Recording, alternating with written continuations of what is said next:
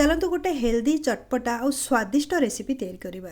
एमती तो आम ओडिशा रे बहु प्रकार कांजी तैयारी होता है, जमती कि तोराणी कांजी हो अथवा आंबुल कांजी हो। यहाँ हूँ छेना पानी आउटा अथवा छेना पानीर कांजी। तो छेना पानी रे आपको तैयारी करने काली रात मु 2 लिटर क्षीर रे गोटे छोट छेनापोड़ करी से पानीटा बंची जाइथिला। नष्ट करी कहीं भाविकी आपको मुझे रखीदेली घोड़ेकी। सकाळ एबे हो सारा राति आ सकाळ भितर 12 घंटा अंतर रहा। यहाँ बाहर रहा द्वारा हाल्का करके यहाँ टिके हो जाइए खटा। एवं जदि खटा करके आम तोराणी अथवा छेना पानी कांजी करचे तार स्वादटा आहरी भी बढ़िया होता है।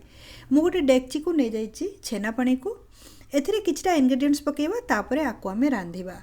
लुण नहीं जाइए लुण ये 1/4 टीस्पून नेली अधा चामच अधा ता संगरे हलदी नहीं जावा। हलदी भी चुटकीए खंडे नवा बेसी पकेबानी। एबे आमे डेक्चीटा को नहीं जावा आवाकू रांधिबा। एबे आमे आकु गरम करिबा माने फुटिया को दबा। एथिरे तो किछि आमे बाकी जिनस पकेने सामग्री को धीरे धीरे पकेबा। घोड़े देइछि मु डेक्चीटा को किछि समय पर्यंत आकु आमे फुटिया को दबा। एठी मु चाउल मुठाए बतुरेकी रखिथिली। आउ क्वांटिटी ना चाउलर निहाती कम रखिबे आपण, कारण चाउल जदि अधिका नौचंती अधिका जाऊ जाऊ कांजीटा हे जिवो। भल कि धोईकी पानी को एथिरु निकाडी दबा। 3-4 थर भल कि धोईकी सफा कर दबा चाउलटा को। 3 मिनिट पाखापाखि हेलानी। एबे चेक करिबा आमे छेना पानीटा फुटिबा आरंभ हो गलानी। एई समय रे बतुरेथिबा चाउल को एथिरे आमे पकेइ नबा। चाउलटा पकेइला परे ना टिके गोळेइ दबा।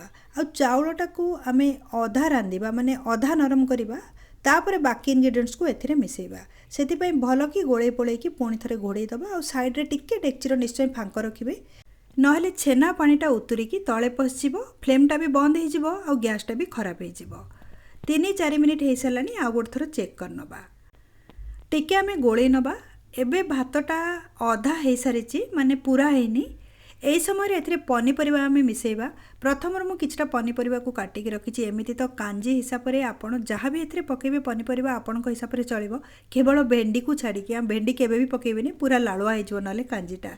सेतिपई मु प्रथम काटिकी रखिथिली गाजर कंचा अमृतभंडा ता संगरे चोपास मु नहीं जाइए कखारु। कखारुटा जो टिके कंचा थिला माने ग्रीन रो चोपा थिला ता देरे सेतिपई चोपास मु नहीं जाइए, जहाँद्वारा कि आउरी भी बढ़िया लगिबो कांजीटा। सब गुड़ा को आमे पकेइ नबा छेना पानी रे। आउ गोटे थर भल कि गोळेइ दबा। तापरे पुणी थरे आकु घोड़ेइ नबा। आउ स्लो फ्लेम रे पूरा प्रोसेस मु करूची, जहाँद्वारा कि जल्दी जल्दी भी हवा किछि दरकार नहीं। टिके टाइम देकी परिबा आउ सब चाउल फाउल सिझिजिवो। पुणी थरे साइड रु फांक रखिकी टिके समय कुक करिबा।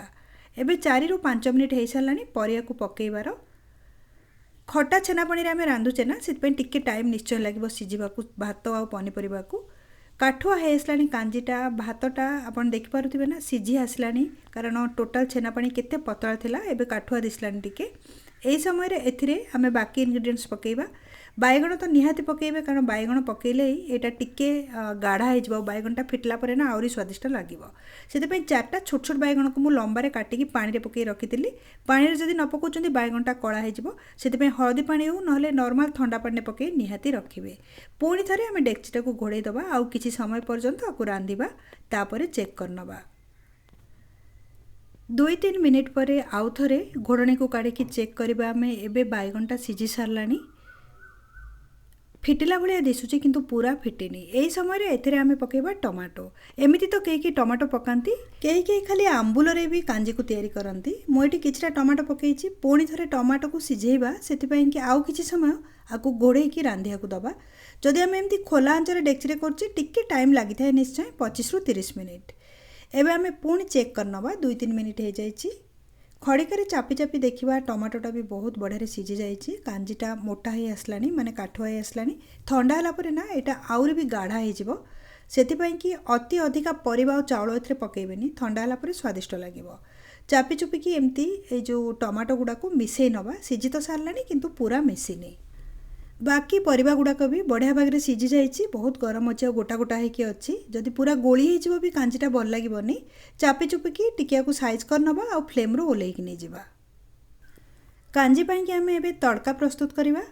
तड़का जो पर्यंत न देइचे कांजी रे फ्लेवर ही आसे नहीं, एते स्वादिष्ट लागि नहीं। सेथिपई कि गोटे तड़का पैन को प्रथम आमे गरम कर नबा। तापरे सेथिरे गोटे चामच खंडे तेल नहीं जिबा।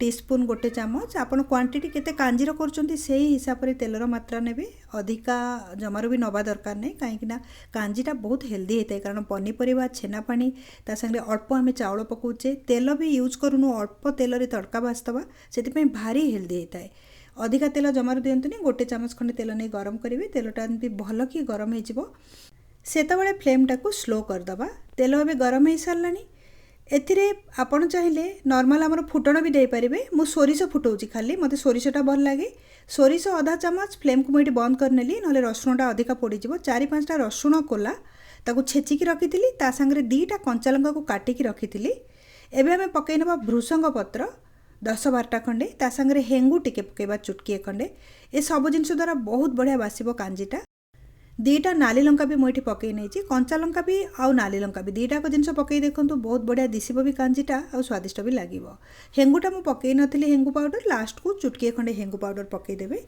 तापर सबू जिनस को भल कि गोलई दबा देखु गरम तेल रे सबू आम जो फुटण को तैयारी कले जदि तेलटा अधिका गरम होची स्लो करिकी नहले बंद करिकी तड़काटा आपन देबे जदि पोड़ीबनी तड़काटा लास्ट को मुझे पकईची अध चामच काश्मीरी रेड चिली पाउडर जहाँद्वारा कि जो हलदिया है कि कांजीटा दिशुची ना कलर टिके पळै आसीबो बहुत बढ़िया लगे लास्ट को पकईबे काश्मीरी रेड चिली पाउडर जहाँद्वारा लंका गुंड पोड़ीबनी कलर ठीक से आसीबो भल कि तड़का पैन को बुड़े कि मुझे गली कांजी रे एबे देखि पारुथिबे हमर कांजी प्रस्तुत हो गला आ कलरटा भी ऊपर बढ़िया आसी तड़का देला परे आपण मैंने भी तो निश्चय तैयारी करथिबे कांजी छेना पानी रे हो अथवा तोराणी रे भी बहुत लोग कांजी करती खाया को तो स्वादिष्ट और बहुत हेल्दी भी ये कांजीटा रेसिपी आपन जदि न करिसेंती गोटे थर निश्चय करंतु आ जदि करिसेंती तड़का रे आपन कोन पकांती एथिरे फ्लेवर पई कि मते कमेंट सेक्शन में निश्चय बतांतु।